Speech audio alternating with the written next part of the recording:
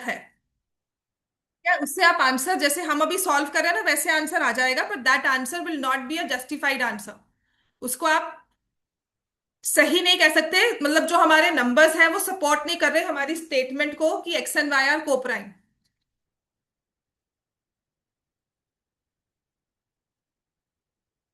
अब हमारे पास दो नंबर्स हैं। एक नंबर है HCF दिया हुआ है नंबर्स का 33, और LCM दिया हुआ है 264।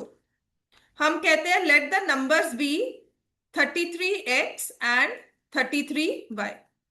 नंबर्स को हमने ले लिया as 33x and 33y। Condition हमारी जरूरी क्या होती है कि x एंड y आर को प्राइम। समझ में आ गया? कंडीशन जरूरी क्या होती है कि x and y are coprime. तो जब आपने 33x इंटू 33y किया, the answer should be product of HCF LCM। याद है ना condition? Product of two numbers is equal to HCF multiplied by LCM। ये 33 कैंसिल हो गया। बात समझ में आ गई? और यहां से जब आप इसको कैंसिल करते हो तो हमारे पास आ जाएगा 8। तो x y the product should be equal to 8। समझ में आ गई बात ये? बेटा दो नंबर्स का फैक्टर अगर 33 है, कॉमन फैक्टर दो नंबर्स हैं,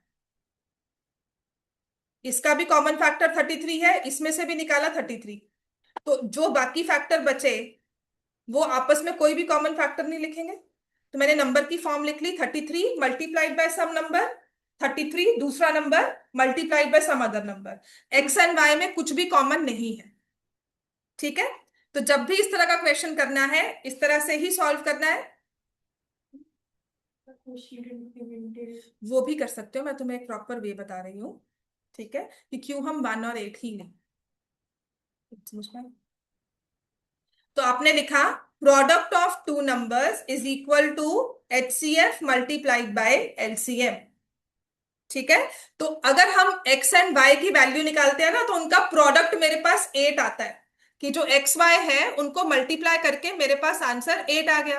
तो बताओ ऐसे कौन से नंबर्स हैं जिनको मल्टीप्लाई करते हो और 8 आंसर आता है? x इंटू वाई को 8 बनाना है तो x को क्या रखोगे? 2 4 8, है ना? ठीक है? या फिर 1 and 8। अब 2 and 4 क्या कोप्राइम है? नहीं। So 2 and 4 are not coprime. Hence हमारे पास जो कॉमन फैक्टर अदर देन होंगे ना, मतलब कोप्राइम वाले होंगे, वो 8 and 1 होंगे। तो नंबर क्या बनता है? 33 1 33 इंटू 8। इस तरह से हम निकालते हैं हमेशा। तो नंबर्स ही हमारे पास है 6 33 and 264। समझ में आ गई बात ये? यही कंडीशन रहेगी अगर मुझे HCF 33 रखना है, LCM 264 रखना है। इसके अलावा कोई और नंबर बन ही नहीं सकता। तभी मैं कह रही हूं कि अगर बाई चांस वो क्वेश्चन पेपर में आ गया ना तो आप उसको आंसर लिखोगे, इट्स नॉट पॉसिबल। समझ में आ गया? ये केस एग्जिस्ट ही नहीं करता है कि जो हो पहले वाला दिया था। अब इसमें मैंने चेंजेस किए। अब आप बता सकते हो कि जब आपने कहा कि मैंने ना एक नंबर को 4 से डिवाइड किया, किसी भी एक नंबर को 4 से डिवाइड करो, रिमाइंडर आपके पास 1 आ रहा है, कोशेंट 8 आ रहा है, तो बता सकते हो डिविडेंड कितना होगा? Divisor into quotient plus remainder. याद है ना, करवाया था मैंने। तो डिवाइजर इंटू कोशेंट कितना है? 33 आ गया। तो वहां से भी आंसर वही आ रहा है। अगर हम उस वे से चलते ना जो पहले वाला था, ये समझ में आ गया? सबने लिख लिया इतना? अब ये क्यों गलत कह रही हूं मैं? मैंने तो कह दिया कि गलत लिखा हुआ है जो पहले वाला क्वेश्चन था। वो क्यों था वो भी समझाऊंगी, पर पहले इतना लिख लिया सबने। 1 और 8 आ गया, फिर इस हिसाब से देखोगे 33 आ गया। ठीक है? अब ये क्यों गलत था देखो। इसमें भी बहुत लंबी डिस्कशन हुई थी और स्कूल टीचर ने भी एक बार पेपर में डाला था और वहां पर भी डिस्कशन हुई थी कि अब देखो मैं कह रही हूं कि one number is completely divided by 2, the quotient is 33। तो नंबर क्या हो गया? कंप्लीटली डिवाइड करने के बाद क्वोशंट 33 आ रहा है, तो रिमाइंडर 0 हुआ। किसी नंबर को 2 से डिवाइड किया, क्वोशंट 33 है और रिमाइंडर तो 0 है, तो बताओ नंबर क्या है? 33 2 जा 66 होगा। तो तुम्हारे नंबर्स क्या हो गए? 66 एंड 264। लेकिन क्या इन दोनों का HCF 33 है? नहीं, HCF 66 बन जाता है। तो अगर ऐसा केस आएगा ना, अगर ये क्वेश्चन सेम टू सेम आ गया, इसका मतलब हम लिखेंगे कि इस केस में कंडीशन मीट विद नहीं हो रही है, not possible, does not exist. बात समझ में आ गई? अगर 66 एक नंबर है तो दूसरा नंबर 264 नहीं होगा, क्योंकि मल्टीप्लाई करके वो इक्वल नहीं होंगे एलसीएम एलसीएम। वही तो कह रही हूँ ना, तो केस एग्जिस्ट ही नहीं करता ना। आपको अगर दे दिया कि एक नंबर 33 है, दूसरा नंबर क्या होगा, तो जो 66 है, ठीक है ना, तो HCF फिर LCM 66 और 264 नहीं रहेगा उस केस में फिर। बात समझ में आ गई ना, किसी वे में भी ले लो। राइट, आपका आंसर, तुमने एक नंबर को तो मान लिया 66,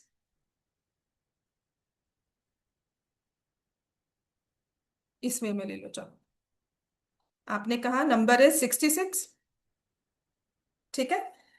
HCF है हमारे पास 33x, 33, LCM है 264। Let the number be 33x and 33y, ठीक है। अब आपको अदर नंबर नहीं पता, आपने अदर नंबर वन बाय मतलब अदर नंबर बी ले लिया, और एक हमारे पास 66 है, it will be equal to 33 into 264। ये आ गया। तुमने इसको किया डिवाइड, और बी की वैल्यू तुम्हारे पास आ गई 132। अब तुम कह रहे हो नंबर्स है 66 एंड 132, इस केस में भी HCF क्या है? 66। समझ में आ गया? तो ये वाला जो केस था, ये एक्चुअली हॉट्स का क्वेश्चन था। तो जब भी सब सॉल्व करवा रहे थे, मे भी गलत बना हो, ड्राफ्टिंग गलत हुई हो, नहीं ध्यान दिया हो, तो जब भी सॉल्व करवाते थे आंसर ना ब्लैंडली 132 या 66 लिखकर हम लोग मार्क करके आ जाते थे, लेकिन नहीं होगा। बिकॉज जब इसमें हमने 66 और 132 का पेयर भी बनाया, तो HCF 33 नहीं है। समझ में आ गया? या 66 264 लिया, उसमें भी HCF 33 नहीं। बात समझ में आ गई है? चलो, अब नेक्स्ट हमारे पास नेक्स्ट क्वेश्चन जो था, which says product of HCF and LCM of two numbers can be factorized as. तो जब भी तुम्हें ऐसा क्वेश्चन, कुछ product HCF LCM of two numbers कहा जाएगा ना, आपने हमेशा लिखना है product of two numbers is equal to HCF multiplied by LCM, ठीक है। अब कहते हैं दो नंबर्स के प्रोडक्ट को तुमने इस तरह से फैक्टराइज किया, कैसे? 2 raise to power 6, 3 raise to power k, 5 raise to power 1। बात समझ में आ गई? दो नंबर्स का प्रोडक्ट है, तुमने ऐसे फैक्टराइज कर लिया, 2 raise to power 6, 3 raise to power k, 5 raise to power 1। उन दोनों में से एक नंबर है 360। मैंने गलत लिख दिया। HCF इंटू LCM को फैक्टराइज किया, 2 raise to power 6, 3 raise to power k, 5 raise to power 1। Product of HCF and LCM can be factorized as this. एक नंबर है 360, और दूसरे को फैक्टराइज करके लिखा 2 raise to power m, 3 raise to power 3। तो वैल्यू बतानी है m और k की। करो, हो गया ना? m की वैल्यू क्या आई है? 1। और k की वैल्यू क्या आई है? हाँ, क्या लिखा है? पढ़, पढ़ो। क्या होता है product of HCF LCM? Product क्या होता है? हाँ, तो मल्टीप्लाई करके, ये फॉर्मूला लिखा तूने? हाँ, फिर मल्टीप्लाई करके जो ये प्रोडक्ट बताया है, कहाँ लिखोगे? ये वाला।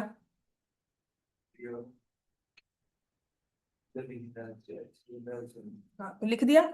उसके बाद क्या लिखा है? तो ये कहाँ लिखोगे? हाँ, तो दूसरा नंबर क्या है? हाँ, तो अब इसको के और m के लिए सॉल्व करना है। क्या करोगे बताओ? अगर ये सॉल्व करना है तो क्या करोगे बताओ? 360 दिया हुआ है, 2 रेज टू पावर m दिया है, 3 क्यूब दिया है, और यहाँ से 2 रेज टू पावर 6 दिया है, 3 रेज टू पावर k दिया है, 5 रेज टू पावर 1 दिया है। हाँ, फिर खोलो, करना फटाफट से। So I write 36 into 10, 2 raise to power m, 3 raise to power 3, 2 raise to power 6, 3 raise to power k, 5 raise to power 1। 36 होता है 9 4 तो 3 square into 2 square into 2 into 5 into 2 raise to power m, 3 cube, ये ना। हम्म ठीक है, तो देखो ये 5 और 5 तो पहले मैंने कैंसिल कर दिया। अब 3 की पावर्स को इकट्ठा करती हूँ, तो यहां से 3 की पावर 5 बनती है, और 2 की पावर को इकट्ठा किया तो 2 3, 2 की पावर आ गई यहां से m+3, और यहां दी हुई है 2 raise to power 6, 3 raise to power k। बच्चों अब तो मैनेज कर लो।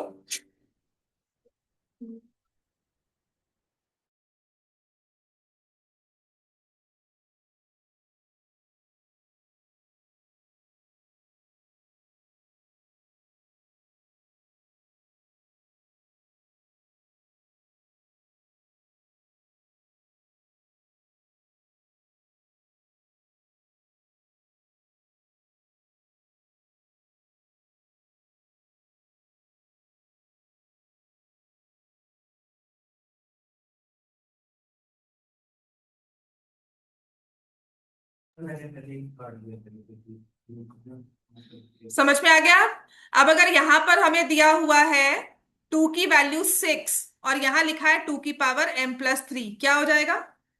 हाँ, तो m+3 किसके इक्वल आ गया? 6 के। 3 की पावर k दी हुई है, 3 की पावर 5 दी हुई है, तो इसका मतलब k की वैल्यू क्या आ गई? 5, m की वैल्यू क्या आ गई? 3। तुमने क्या गलती की थी? नीचे। हाँ, समझ में आ गया बच्चों? नेक्स्ट करूं? अच्छा, ये वाला क्वेश्चन पेपर में आया हुआ है। 1350 equals to 2 raise to power m, 3 raise to power n, 5 raise to power p। Find the value of n minus m+p। हाँ, k की वैल्यू कितनी आई थी बेटा पिछले वाले क्वेश्चन में? 5। आ गई? चलो करो जल्दी से। ये वाला क्वेश्चन नंबर 25।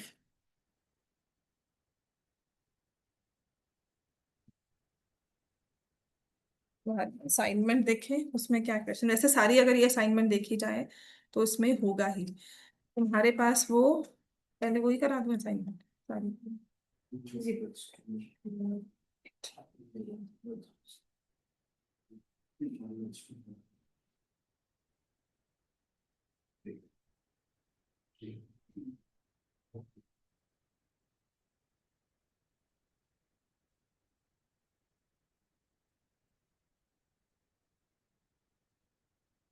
चलो ये असाइनमेंट ही करवाती हूँ इसके बाद, ठीक है?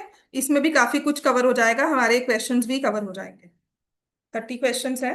Let's complete the assignment.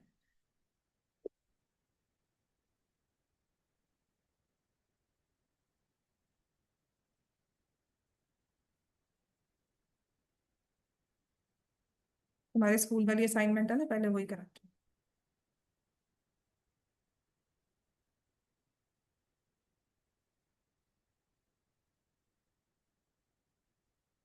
अब ना ये नहीं होगा कि आप बिल्कुल नहीं कर पाओगे उस असाइनमेंट को, कुछ थोड़ा बहुत कर पाओगे हाँ, पर अभी भी कुछ चीजें रहती हैं जो कल या मंडे तक कंप्लीट हो जाएंगी इस क्लास में, रियल नंबर्स की।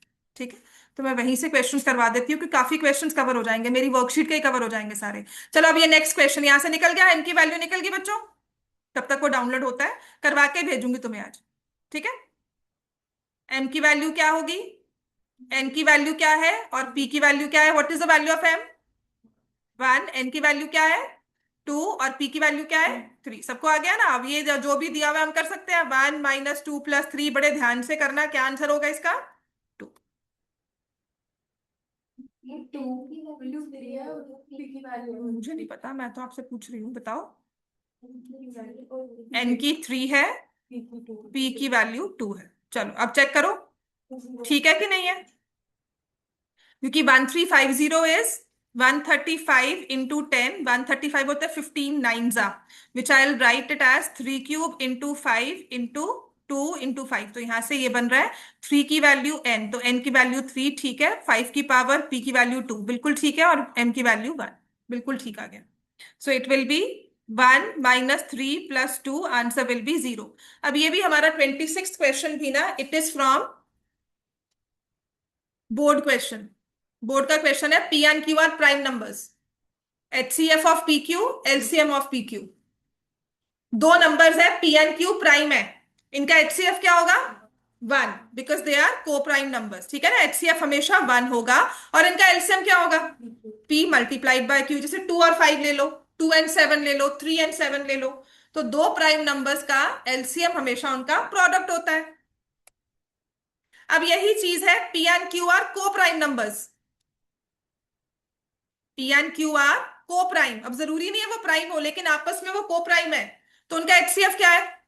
1, और एलसीएम फिर भी क्या होगा? P Q. तो को प्राइम का मतलब ये नहीं होता है कि नंबर्स प्राइम है। को प्राइम जैसे मैंने लिया 5 and 27, कोई फैक्टर कॉमन नहीं है, तो जब इनका एलसीएम निकालना है तो इनको मल्टीप्लाई करके ही निकालना होगा। बात समझ में आ गई? लिखो जल्दी से, क्वेश्चन 28 करो।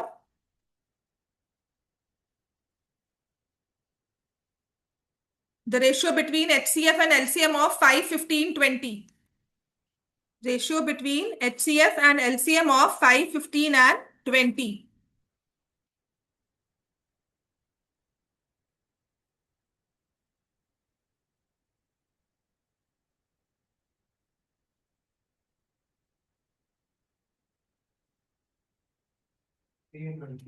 हम्म, दोनों का एचसीएफ क्या है बच्चों? एचसीएफ क्या है? हाँ, ये तो जल्दी कर सकता है कि नहीं? पता क्या है, तुम सोचने में टाइम बहुत लगाते हो, सीरियसली। जल्दी से पिकअप करना सीख, अगर क्लास के साथ चलना है बेटा, थोड़ा सा। ठीक है, एलसीएम क्या होगा? वरदान, एलसीएम 5, 15, 20। ये होता है 5 into 1, 5 into 3, 5 into 4। तो मुझे 4 चाहिए, 5 चाहिए और 3 चाहिए, है ना? तो एलसीएम क्या हो जाएगा? 60। लेकिन उसने रेशियो पूछी है, तो आप क्या करोगे? 5:60 विच इज 1:12। राइट? बात समझ में आई हरवीर? नेक्स्ट क्वेश्चन करो। ये वाला question 29 again from exemplar. A की वैल्यू है 2n+13, बी की वैल्यू है n+7, where n is a natural number. तो कहते हैं एचसीएफ निकालना है ए और बी का, तो क्या होगा?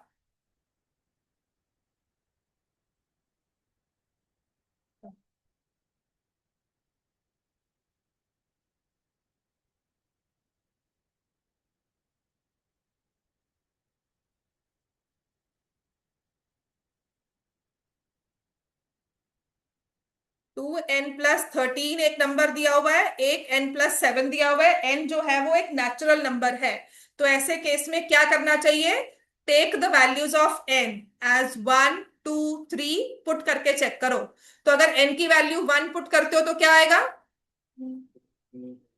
2 into 1 + 13, 15 आ गया फॉर n=1। और ये क्या हो गया? 8। 15 और 8 का एचसीएफ क्या है? 1 है कि नहीं है? n की वैल्यू 2 पुट करो, क्या आ जाएगा? 2 into 2, 4 + 13 कितना हो गया? 17। और यहां पर 2 + 7 किया, कितना आता है? 9। फिर भी एचसीएफ क्या है? 1। n की वैल्यू 3 पुट करो, 2 3 6, 6 + 13, 19। ठीक है, और यहाँ पे 3 प्लस किया 7, तो 10। फिर भी एचसीएफ क्या है? 1। तो इस केस में हमेशा एचसीएफ क्या होगा? 1। बात समझ में आ गई सबको? ये क्वेश्चन नंबर 31 करना है इसके बाद। 30th अभी फिलहाल छोड़ दो, 31st पर आ जाओ। Two numbers are in the ratio 21:17, HCF is 5, find the numbers. बहुत ही बेसिक कॉन्सेप्ट है।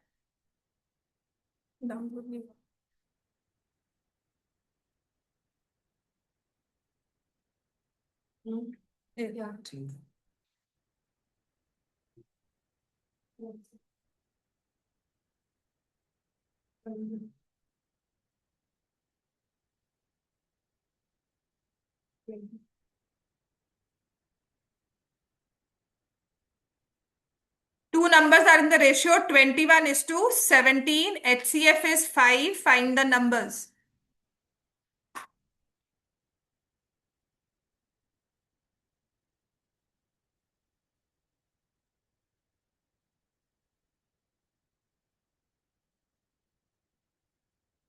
अगर नंबर्स हैं 21 और 17 की रेशियो में, उनका HCF 5 है।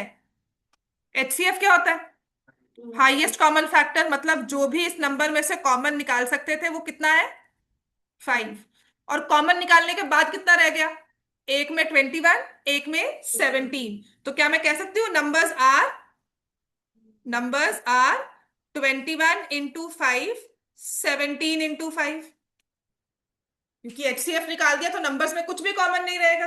तो क्या बचा नंबर्स में? 21 and 17। So numbers are 105 and 85। बहुत ही बेसिक हमारा कॉन्सेप्ट है। क्वेश्चन 32 करो।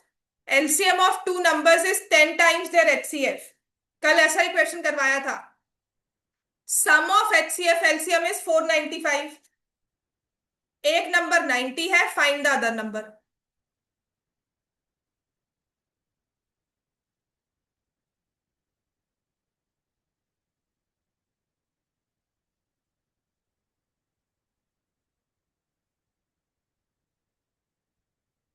चलो, HCF of two numbers, LCM of two numbers is 10 times HCF. इसको इक्वेशन की फॉर्म में कैसे लिखोगे?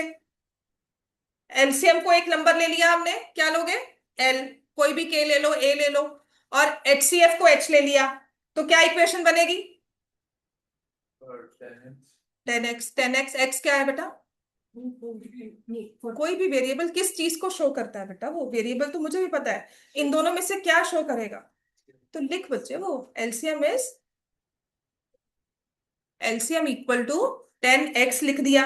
तो तुम्हें पता है x को तुमने एचसीएफ माना है। फिर आपको क्या दिया है? Sum of HCF and LCM 495। बातें मत करो। Sum of HCF and LCM is 495। करो ऐड दोनों को। एलसीएम कितना लिया था तुमने? और एचसीएफ क्या था?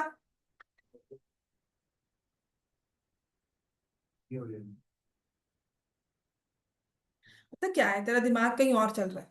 सच में तुम क्लास में प्रेजेंट नहीं होते, मैं तभी कह रही हूँ। देख, बिल्कुल नहीं पढ़ रहा क्वेश्चन को, तुम नहीं पढ़ रहे फटाफट से, तुम पता नहीं कहाँ खोए होते हो। तो आराम से पढ़। क्या लिखा हुआ है? LCM of two numbers is 10 times HCF. फिर सम ऑफ टू नंबर्स क्या दिया हुआ है ये? हाँ, तो करो प्लस। कैसे प्लस करोगे? उसे लिखो इक्वेशन की फॉर्म में। पता मैं क्या कह रही हूँ? तुम्हें पिकअप करना पड़ेगा। पता क्या है, अब मैं आगे बढ़ ही रही हूँ, तुम रिवीजन बिल्कुल नहीं करके आ रहे हो घर से। LCM is 10 times HCF. फिर हम कह रहे हैं दोनों को ऐड किया तो बन गया 495। तो एलसीएम की जगह अब तुम्हें इक्वेशन जो, तो लीनियर इक्वेशन है सिंपल। क्या एल की जगह हम 10h लिख सकते हैं? ठीक है। सो 11h किसके इक्वल आ गया? 495। एच किसके इक्वल आ गया? 45। इसका मतलब एचसीएफ क्या है? 45। तो एलसीएम क्या होगा? 450। अब तुम्हें एक नंबर 90 दिया है, दूसरा नंबर निकालना है। क्या यूज करोगे? कौन सा फॉर्मूला यूज करोगे? Product of two numbers is HCF multiplied by LCM. हर एक चैप्टर के ना कुछ गिवन फिक्स्ड फॉर्मूला है जो हर बार उसमें यूज होना है। तो आपने हर एक चैप्टर का वही एक फॉर्मूला वहां लिख लेना है कि इस चैप्टर में यही चीज बार बार आएगी। ठीक है। वन वे इज, जब तुम ये बुक अपनी रजिस्टर लिख रहे हो ना, उसके ऊपर एक मार्जिन लिखा होता है। तो जो भी फॉर्मूला है ना उसके ऊपर लिख लो, अब नेक्स्ट पेज में वो लिखते रहो बार बार। जब भी क्वेश्चन पेज पलटा, वो फॉर्मूला को वहां कैरी फॉरवर्ड कर लिया, सो दैट यू रिमेंबर कि ये यूज करना है। अब दो नंबर्स क्या है? एक नंबर क्या दिया हुआ है उसमें? 90। दूसरा नंबर मेरे पास नहीं है, उसको मैंने कुछ भी एक्स वाई जेड कोई भी वेरिएबल ले लो अदर देन जो पहले लिया था हमने। अब एचसीएफ तुमने क्या निकाला उसका? 45। एलसीएम क्या निकाला? 450। अब तुम्हें इस नंबर के बारे में बताना है। समझ में आ गया? तो क्या आ जाएगा? इंटू 5 हो जाएगा। 45 into 5 इज 220।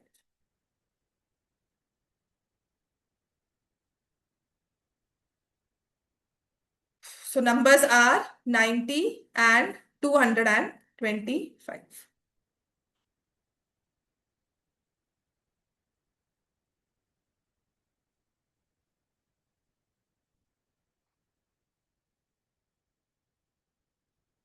चलो आ जाओ, ये वाला तुम्हारा क्वेश्चन पकड़ो। पहला क्वेश्चन तो कर सकते हो सब?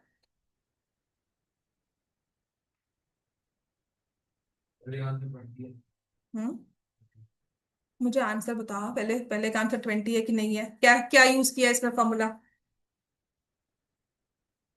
बिल्कुल ठीक है। चलो, H C F of a and b समझ में आ गया सबको? प्रोडक्ट वाला ही और रूल यूज करना है। H C F multiplied by LCM is equal to product of two numbers. बात समझ में आ गई सबको ये? ठीक है। अब बताओ डिफरेंस ऑफ इर्रेशनल नंबर्स क्या होगा? इन दोनों नंबर्स का डिफरेंस निकालना है। माइनस कर सकते हो, ये तो हमारा 9th का क्वेश्चन है, करो माइनस, जल्दी से लिखा करो, देखा मत करो उसको। अगर ओरली सॉल्व नहीं होता, डू द कैलकुलेशन, वरदान जल्दी से quickly. 3 + 2√3 minus,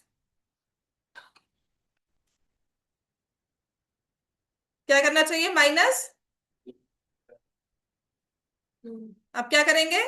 3 + 2√3 -3, bracket open, sign change, 3 cancel हो गया, आंसर क्या आ जाएगा? 4√3। इन दो क्वेश्चंस में इन दो का एलसीएम निकालो जल्दी से। What is the LCM of 2⁵ 3, 5, 2² 5, 7?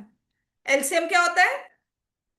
All the factors and their, all the factors and their highest power. LCM में मल्टीपल में हाईएस्ट लेना होता है। तो 2 की पावर क्या आएगी? यहाँ पे 2 है, यहाँ पे 5 है, तो 2 की पावर क्या लेंगे? 5। हाईएस्ट लेनी है, प्लस नहीं करना। यहाँ पे 3 है, इसमें 3 नहीं है, तो 3 की पावर 1। फिर 5 है वो भी लेना है, और एक 7, हाईएस्ट पावर 1 नहीं आ गया। ठीक है। सो 32 × 3 × 5 × 7, 160 × 21, 3360। ठीक है, बिल्कुल ठीक। अब ये वाला क्वेश्चन, फोर्थ, p² = 32/50। तो p क्या है? एक होल नंबर है, इंटीजर है, रैशनल है, इरैशनल है। कैसे निकालोगे? p को हमने क्या किया? 32/50 को हमने स्क्वायर रूट कर लिया। p की वैल्यू निकालने के लिए 32/50 का किया स्क्वायर रूट। ठीक हो गया इतना? तो अब जब 32/50 को कर रहे हो तो ये 16/25 होगा। 2 से कैंसिल कर दिया, 16/25। 16 क्या है? परफेक्ट स्क्वायर है कि नहीं है? बाहर 4 आ जाएगा। 25 क्या है? परफेक्ट स्क्वायर है कि नहीं है? बाहर 5 आ गया। तो अब बताओ, चाहे इसको +-4/5 लिख लिया तो ये क्या बनता है? रैशनल। ठीक है। तो on the face of it नहीं बोलना होता, हमेशा इसे कैलकुलेशन करके चेक करना है। बात समझ में आ गई कि स्क्वायर रूट साइन खत्म होना चाहिए। क्लियर हो गया इतना? Next, two positive integers can be expressed as ax³ b है xy², x एंड y। मैंने कहा था ना बहुत जरूरी चीज होगी, x and y are prime numbers, ये बहुत जरूरी होगा, नहीं तो हम नहीं आंसर निकाल सकते। अब HCF बताओ क्या होता है? HCF is the common powers only. x और x² x दोनों में क्या आ जाएगा कॉमन? x। y³ और y² में कॉमन क्या आएगा? y²। बस। नेक्स्ट क्वेश्चन 6, जल्दी से करो, वरदान आंसर चाहिए मुझे फटाफट से। अब HCF दिया हुआ है 16/8 और LCM दिया हुआ है 16/48। जितनी अर्जेंसी से अब मैंने उठाया ना, ऐसे ही उठाना है हर बार। देखा ना क्वेश्चन, फटाफट से किया और सॉल्व किया, यही चाहिए। ठीक है। तुम पता नहीं कहाँ खोकर उसके बाद इसको पिक करते हो।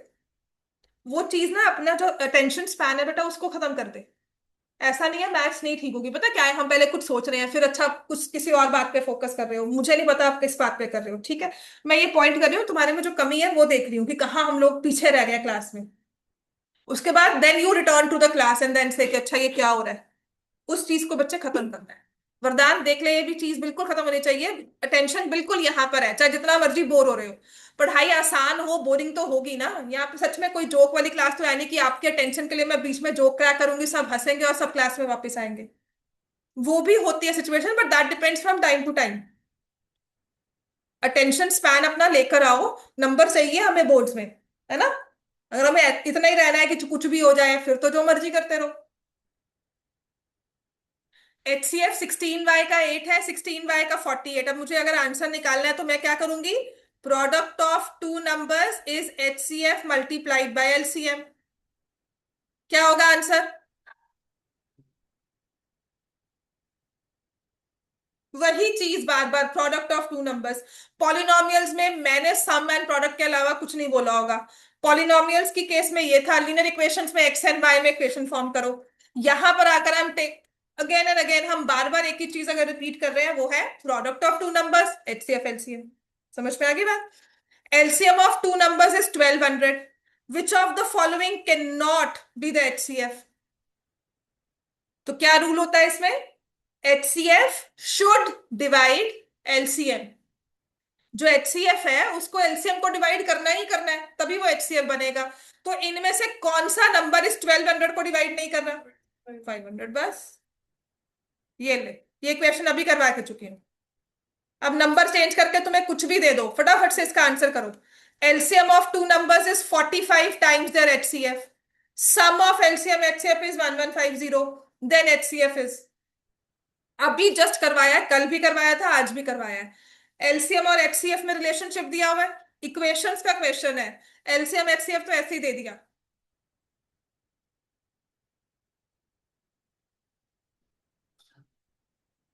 1150 बेटा, 1150।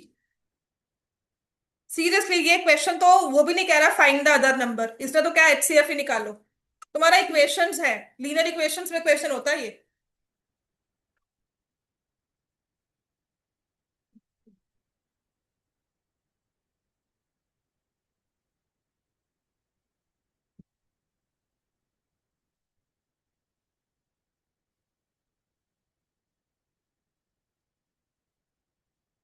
LCM of two numbers 45 times their HCF. So LCM is 45H. Then LCM plus HCF is 1150। तो क्या हो जाएगा? 46H is equal to 1150। तो H की वैल्यू 25 आ रही है। हम्म?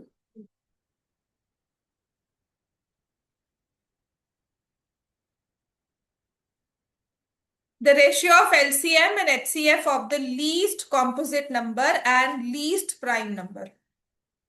लीस्ट कॉम्पोजिट नंबर कौन सा होता है? बताओ। Least composite number 4। और लीस्ट प्राइम नंबर कौन सा है? 2। Prime is two is one is neither prime nor composite. ठीक है। अब इनका एलसीएम क्या होगा? दो नंबर्स है 4 और 2, एलसीएम क्या होगा? 4। एचसीएफ क्या होगा? तो हमारी रेशियो क्या होगी? 2:1। क्वेश्चन नंबर 10 करो।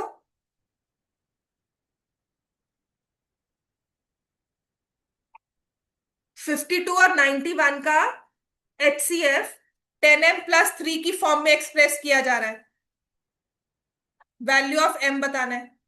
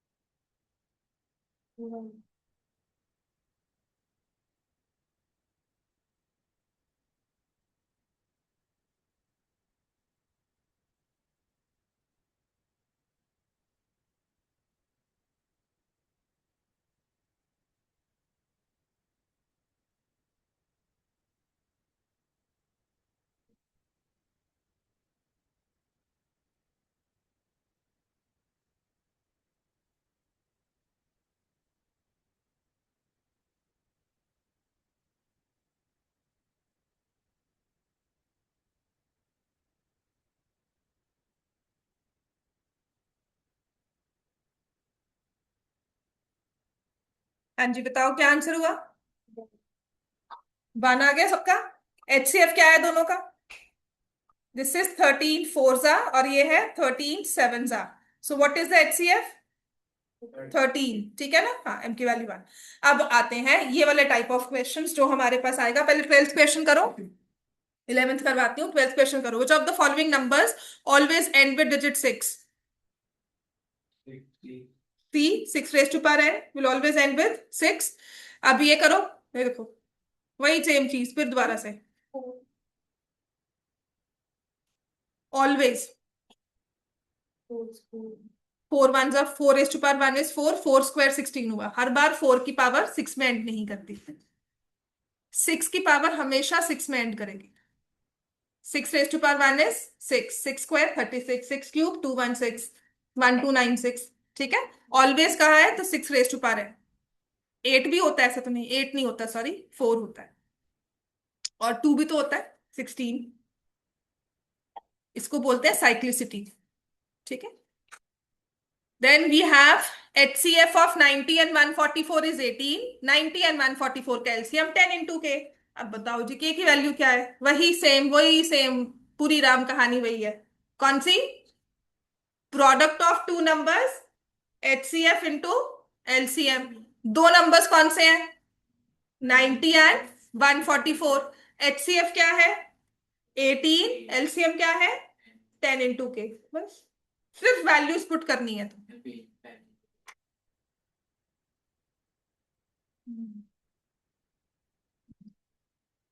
खत्म हो गया ये? देखो, थैंक यू।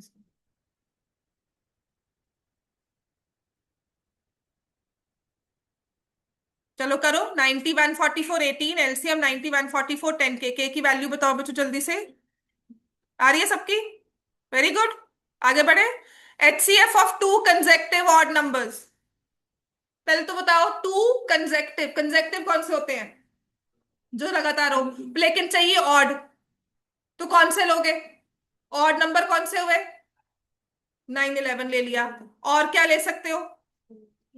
3 5। और क्या ले सकते हो? 5 7, 17 19। तो इन सब में HCF क्या है?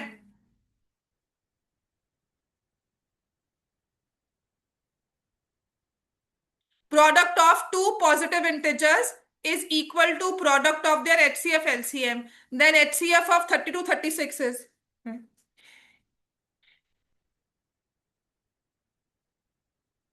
हाँ जी, 32 36 का HCF बताओ क्या होगा?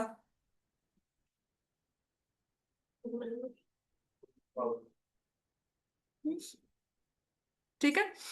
P and Q are co-prime numbers, then P cube and Q cube are, जो आप मुझे कह रहे थे ना कि मैम √2 के प्रूफ में ये क्या चीज करवाई थी, ये वही चीज थी। अगर P and Q co-prime है तो P क्यूब और Q क्यूब भी क्या co-prime होंगे कि नहीं होंगे? इवन होंगे, ऑड होंगे? को-प्राइम होने का मतलब क्या है? कि P में और Q में कोई कॉमन फैक्टर नहीं है। अब मैंने इसको P से मल्टीप्लाई कर दिया, इसको Q से, तो क्या अब क्या फैक्टर आ जाएगा कोई? फिर से मैंने इसमें P मल्टीप्लाई कर दिया, फिर से मैंने Q कर दिया, कोई और फैक्टर आ जाएगा? तो हमेशा क्या होंगे ये वहां दिमाग लगाना होता है। वो चीज वहां पर सिखाई और हमारे MCQ में इस तरह से आ गई। बात समझ में आई? इसे बोलते हैं कॉन्सेप्ट स्ट्रांग होना, और कॉम्पिटेंसी बेस्ड ऐसे ही आते हैं। अब जैसे ये वाला, फिर से वही बात, कितनी बारी बताना है ये? A18 मतलब कुछ मिसिंग कर दो, कभी HCF मिसिंग कर दो, कभी LCM मिसिंग कर दो, कभी एक नंबर मिसिंग कर दो। बात तो वही रही हमेशा, ठीक है। इसमें इस पेज पर एक क्वेश्चन रहता है, will come to it later, कि वो एक टाइप ऑफ क्वेश्चन है, ठीक है। इसके बाद देखती हूँ जो क्वेश्चन जल्दी हो जाते हैं, वो जिनमें थोड़ा टाइम लगेगा ना, मैं आपको सिर्फ समझा दूंगी। Next class which is tomorrow हम लोग इसको और डिटेल में फिर स्टडी कर लेंगे। ये हो गया। 17th का आंसर बताओ बच्चों। आ गया आंसर 4? नेक्स्ट करवाओ, नेक्स्ट पेज करें। हो गया 4? ये वाला भी क्वेश्चन हमें करना है। हाँ जी, ये तो मैंने अभी करवाया है, देखो बच्चों, ये अभी करवाया है, देख लो। देखा, मेरी वर्कशीट से क्वेश्चन आते हैं। मैं वही कह रही हूँ, कॉन्सेप्ट पे वर्क करो। जो टीचर कहता है ना कि मैंने जो करवाया, या तो उसने बहुत यूनिक क्वेश्चन होगा, नेट पे कहीं अवेलेबल नहीं है, फिर तो वो क्लेम करे कि हाँ मेरी वर्कशीट से करवाया है। मैं तुम्हें करवा रही हूँ प्रोडक्ट ऑफ HCF LCM, और वहाँ पेपर में वही क्वेश्चन आया, मैं तो करवाया था, मैंने जो करवाया था वही पेपर आया, वही करवाऊंगी जो आएगा, जो आपके कॉन्सेप्ट में है। तो प्लीज अपने दिमाग में एक चीज रख लेना, किसी के पेपर से कुछ नहीं आता, किसी की वर्कशीट से कुछ नहीं आता, जो आता है आपके कॉन्सेप्ट बेस्ड होता है। कॉन्सेप्ट एनसीईआरटी से आने का मतलब है कि सारे फॉर्मूला उसमें दिए हुए हैं, ठीक है, उसमें सारी एडिशन हम करवाते हैं, आपको स्ट्रक्चर बेस में सिखा देते हैं बस। चलो, ये लो, ये बताओ बेटा। चल बता आप जल्दी से, अब दिमाग चल रहा है ना? हाँ, क्योंकि हम लोग प्रॉपरली क्लास में बैठे हैं, कहीं घूम कर नहीं आ रहे क्लास से। चलो देखो, ये आ गया 2 क्यूब इंटू बी, तो 2 into 3 into 5, 3 raise to power n into 7, LCM of A B C is 2 cube 3 square 5। ये एन की वैल्यू, चलो लिखो इसमें, थोड़ा डिफरेंट है ये, पर आ जाओ, जो क्वेश्चन मैंने छुड़वाया था ना ये वही है। तो ए दिया हुआ है हमें 2 क्यूब इंटू 3, ए दिया हुआ है 2 क्यूब इंटू 3, बी दिया हुआ है 2 इंटू 3 इंटू 5, सी दिया है 3 raise to power n into 5, और तीन नंबर्स के एलसीएम को कहा कि ये है 2 क्यूब 3 स्क्वायर इंटू 5। ठीक है, देखो, टू की हाईएस्ट पावर यहाँ पर 3 है, मेरे एलसीएम में भी 2 की हाईएस्ट पावर 3 आई है, ठीक है, लेकिन यहाँ पे 3 की हाईएस्ट पावर क्या चाहिए? 2। इसके पास भी पावर 1 है, इसके पास भी पावर 1 है, तो एन की वैल्यू क्या होनी चाहिए? तभी एलसीएम में स्क्वायर आएगा। ठीक है, अब देखो ये क्या लिखा हुआ है, sum of HCF and LCM of two numbers is 1260। बनाओ इनकी इक्वेशन क्या होगी? Sum of HCF and LCM of two numbers is 1260। जल्दी से इक्वेशन बनाओ, क्या होगी? क्विकली, क्या लिखोगे इसको? एलसीएम प्लस एचसीएफ, क्या आ गया? 1260। बनी ना equation? LCM is 900 more than HCF, LCM जो है वो एचसीएफ से 900 बड़ा है, तो LCM equals to 900 plus H. अब फिर से वो इक्वेशन हो गई। So can you find LCM, can you find HCF?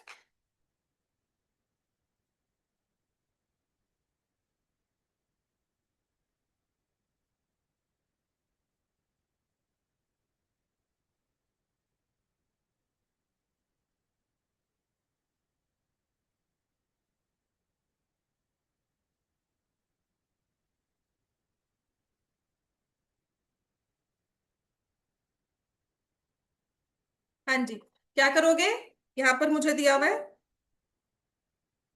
L plus H is 1260, तो 900 प्लस एच इज 1260, 2h की वैल्यू आ गई 360 के इक्वल। फटाफट से बेटा सॉल्व किया कर, देखने की जगह, h की वैल्यू आ गई 180।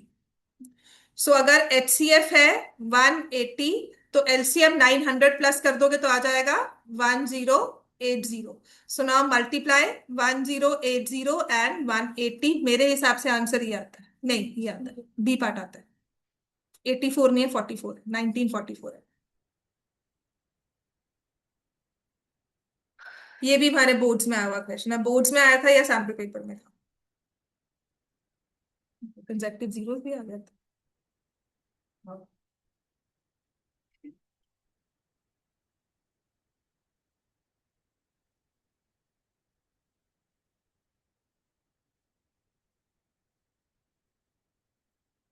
ए and B are two positive integers such that A की वैल्यू दी हुई है P cube Q square, B की दी हुई है P square Q cube. P and Q मैंने कहा था ना हमेशा लिखा होगा, प्राइम नंबर जरूरी है।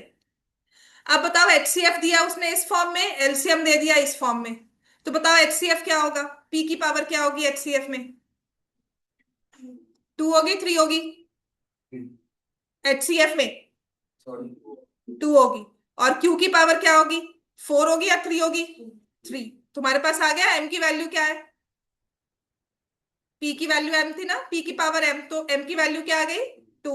यहाँ पे एन की वैल्यू क्या आ गई? 3। ये बता दिया तुमने। अब यहाँ पे एलसीएम निकाल रहे हो, तो पी की वैल्यू क्या, पी की पावर क्या होगी? 3 होगी। और क्यू की पावर क्या होगी? 4 होगी या 3 होगी? 4, हाईएस्ट लेनी है। तो what is the value of R? 3। What is the value of S? बस ये करना है। वही होना चाहिए, कुछ और हो सकता है बताओ। मल्टीप्लाई नहीं प्लस कर सकते हम? नहीं कर सकते ना, हाँ तो मल्टीप्लाई ही करना है। चलो अब ये देखो, ये question number 22 is another very important question, मतलब एक डिफरेंट टाइप ऑफ क्वेश्चन है ये ना, हमारा फंडामेंटल थ्योरम ऑफ अरिथमेटिक पे बेस्ड क्वेश्चन है। आपको ना एक नंबर दे दिया, उसको मैंने ना कुछ इस तरह से लिखा है कि वो है 2 cube, number is 2 cube into 3 raise to power 4 into 7 into 15 raise to power 6।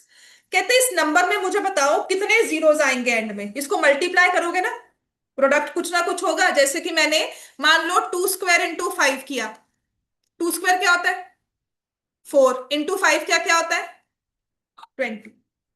मुझे ना प्रोडक्ट में कोई इंटरेस्ट नहीं है, 20 आए 200 आए 2000 आए, मुझे बताना है कि उसके लास्ट में कितनी जीरोस आती। ठीक है, तो एक जीरो बनाने के लिए, मतलब किसी भी नंबर के लास्ट में जीरो आती है, इसका मतलब वो 10 से डिवाइड हो जाता है। 2 जीरोस आएंगे तो 100 से डिवाइड होगा, 3 जीरोस आएंगी तो 1000 से होगा, मतलब it's all a matter of 10 की पावर। तो किसी भी नंबर में जीरोस कितनी आती है, मतलब 10 की कितनी पावर एग्जिस्ट करती है उसमें। और 10 में फैक्टर्स क्या होते हैं 2 और 5। तो यहाँ पे 2 की पावर क्या है, और यहाँ पे 5 कहां पर आता है 15 में। 15 is 3 into 5 raise to power 6, तो 5 की पावर क्या हो जाएगी। अब बताओ कितनी जीरोस बना पाओगे, 3 या 6। 2 एक है, वो एक 5 के साथ कंबाइन हुआ, दूसरा 2 दूसरे 5 के साथ, तीसरा 2 तीसरे 5 के पास। अब क्या हुआ, 2 हो गए खत्म, लेकिन 5 अभी भी है। क्या कर सकते हैं, लेकिन हमारे पास कितनी बन जाएंगे जीरोस इसमें 3। तो हमेशा जो लोएस्ट पार होती है वो डिसाइडिंग फैक्टर होती है प्रोडक्ट में। Lowest power is the deciding factor, क्योंकि वही लिमिट क्रिएट कर देगी कि इसके बाद तुम कुछ और कर ही नहीं सकते।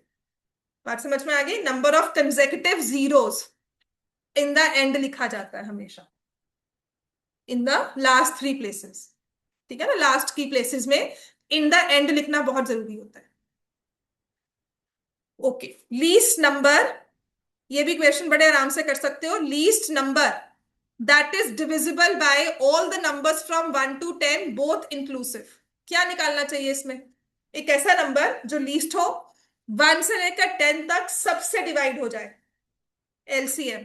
तो जब एलसीएम निकालोगे ये आएगा 1 2 3 4 5 6 7 8 9 10 का एलसीएम निकालना है।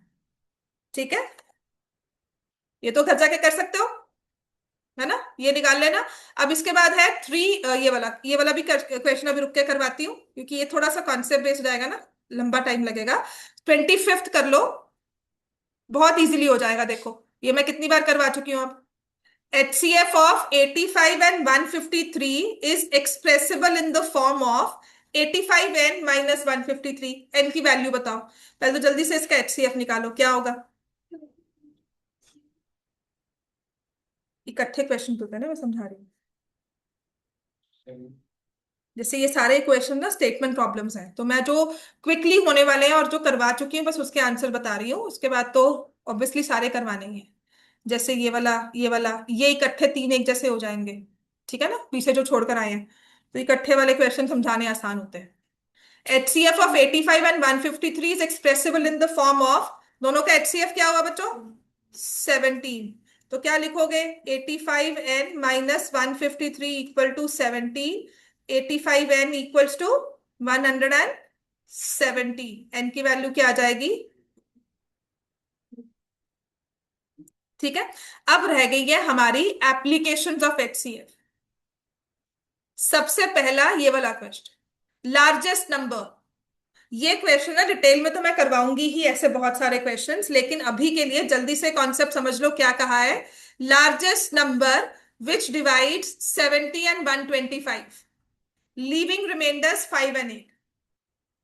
ठीक है, मैंने आपको ना HCF जब लिखवाया था और LCM जब लिखवाया था, तो मैंने कहा था हमेशा ये होता है फैक्टर जो डिवाइड करता है ना, और ये होता है मल्टीपल जो डिवाइड होता है। करवाया था ना ये चीजें, लिखवाई थी ये। अब देखो इसमें क्या कहा है, लार्जेस्ट नंबर विच डिवाइड्स। अब किस पे जा रहे हो, डिवाइड करेगा कि डिवाइड हो जाएगा, करेगा, तो क्या निकालना है, HCF। लेकिन अब देखो, ये तो समझ में आ गया कि HCF निकालना है, लेकिन किसका निकालना है, ठीक है। तो ऐसे केस में देखो क्या हो रहा है, कहता है कि 70 को एक नंबर से डिवाइड किया, रिमाइंडर क्या चाहिए, 5। और एक दूसरा नंबर है 125, उसको भी उसी नंबर से डिवाइड कर रहे हैं, अब रिमाइंडर कितना चाहिए, 8। तो HCF किसका निकालना होगा, रिमाइंडर तो 5 आ रहा है, मतलब मुझे HCF निकालना है 70 - 5, 125 + 8, क्योंकि 75 में से 5 निकालोगे नंबर एग्जैक्टली डिविजिबल है x से, समझ में आ गया। 125 में से 8 निकाला, नंबर एग्जैक्टली डिविजिबल है 8 से। अब तुम्हें याद क्या करना है, बस इस चीज पे ध्यान रखना है, विच डिवाइड्स विच इज डिविजिबल, समझ में आ गया। तो बस इतना ध्यान रखना, डिवाइड हो रहा है कि डिवाइड कर रहा है, तो डिवाइड यहां पर कर रहा है, डिवाइड करता है तो HCF, डिवाइड हो रहा है तो मल्टीपल। बात समझ में आ गई। So largest number which divide 70 and 125, क्योंकि रिमाइंडर 5 और 8 चाहिए, तो 70 में से 8 निकाल 5 निकालो, 125 में से 8 निकालो, दिस इज 65, दिस इज 117, इनका HCF निकाल दो 30। समझ में आ गया। अब जैसे largest number which divides 240 and 1029, leaving remainder 5, यहां पे होता है इन ईच केस, दोनों केस में 5 रिमाइंडर रह रहा है जी। एक नंबर है, पहले तो डिवाइड्स है, फैक्टर की मल्टीपल, डिवाइड्स, फैक्टर, मतलब हाईएस्ट कॉमन फैक्टर निकालना है।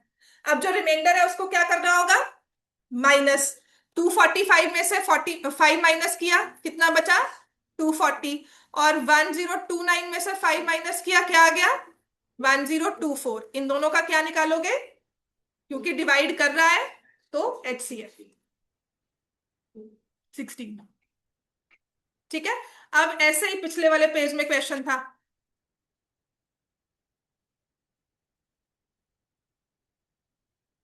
हाँ, ग्रेटेस्ट नंबर विच डिवाइड्स, फिर से वही, both 30 18, leaving remainder 2 and 3 respectively, क्या करोगे आप, 30 -2, 80 -3, 30 -2 कितना होता है, 28, 80 -3, क्या निकालना है, HCF LCM, HCF क्या होगा आंसर, लिख लो आंसर इसका। अब आते हैं जो इसकी स्टेटमेंट प्रॉब्लम्स है, जिसपे 3 मार्क्स का क्वेश्चन पक्का ही पेपर में आएगा, ठीक है। 10 मिनट लगा लो और काम ये पूरा हो जाएगा, तुम्हारी वर्कशीट पूरी हो जाएगी, बाकी सबके लिए भी एक रिवीजन क्लास ही है, पर अभी ये क्वेश्चंस रहते हैं करने वाले, अभी इसके बहुत एप्लीकेशंस तो बहुत सारी हैं, पर मजेदार है। चलो, अब ये देखो, हमारा पहला क्वेश्चन ये कहता है कि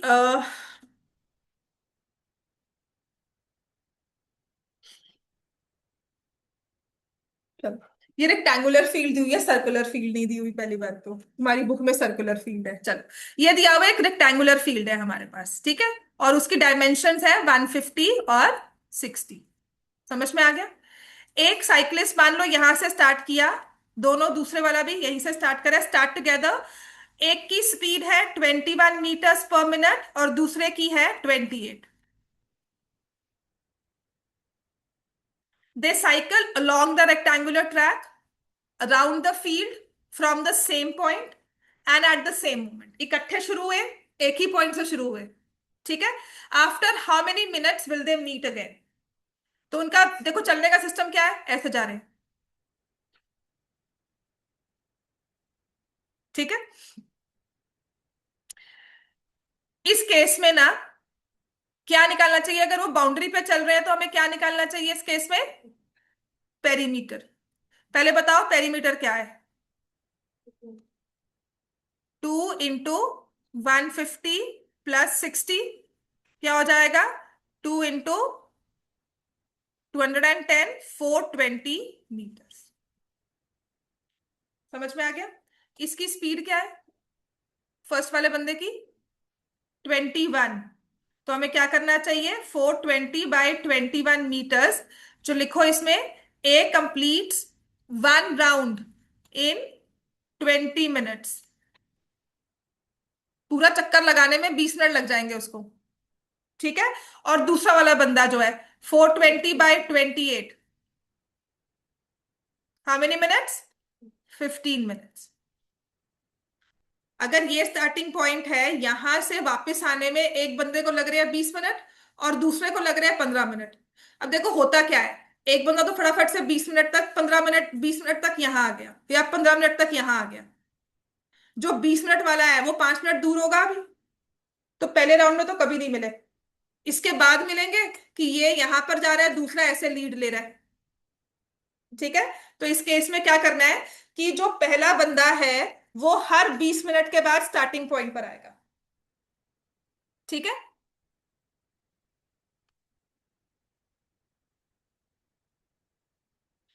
हर 20 मिनट के बाद वो स्टार्टिंग पॉइंट पर आया, तो हम ले लेंगे इसमें कि it comes at starting point at 20, 40, 60 so on. और दूसरे वाला 15, 30, 45, 60। मैं क्या लिख रही हूं इसमें? मल्टीपल्स लिख रही हूं, तो क्या निकालना होगा? एलसीएम। दोनों का एलसीएम क्या है? We'll find LCM of time taken, 60 minutes, ठीक है। देखिए 60 मिनट्स, ठीक है, स्टार्टिंग पॉइंट पे मिलेंगे हमेशा, 60 आएगा। 10 नहीं हो सकता, 10 पे मिल जाएंगे। हम्म, एक ने लीड ले ली, दूसरे 30 पे भी नहीं होगा, 40 पे इसके 2 राउंड्स पूरे हुए, उसका नहीं हुआ, 30 पे मिलेंगे। 30 का मतलब है, मतलब अगर बीच में मिलेंगे। वही तो ना, स्टार्टिंग पॉइंट नहीं लिखा हुआ, वही सोच रही हूँ, मीट अगेन लिखा है, स्टार्टिंग पॉइंट नहीं लिखा हुआ, बिकॉज ये रेक्टेंगुलर फील्ड है। अगर सर्कल होता है ना स्टार्टिंग पॉइंट, तो अगर मैं यहां से चलती हूँ, एक मिनट रुको। वही चेक कर रही हूँ, आफ्टर 30 मिनट्स का मतलब है, ठीक है। 30 टाइम का मतलब हुआ कि जो पहला वाला बंदा है उसने 20 मिनट्स में एक राउंड पूरा किया और अपने हाफ राउंड पर है, ये 1.5 राउंड पूरे कर रहा है, ठीक है। तो 1.5 का मतलब है एक राउंड तो पूरा हो गया, तो 420 का हाफ क्या हुआ? 210। तो यहां पर आ गया वो, है ना। दूसरा वाला कहाँ पे है वो पूछ लेते हैं। तो 15 मिनट के बाद उसने यहाँ, 20 मिनट के बाद वो यहाँ पर आया। 10 मिनट्स में उसने पूरा राउंड करना है, 10 मिनट्स में अपने हाफ में कहाँ होगा वो? फिर से यही होगा।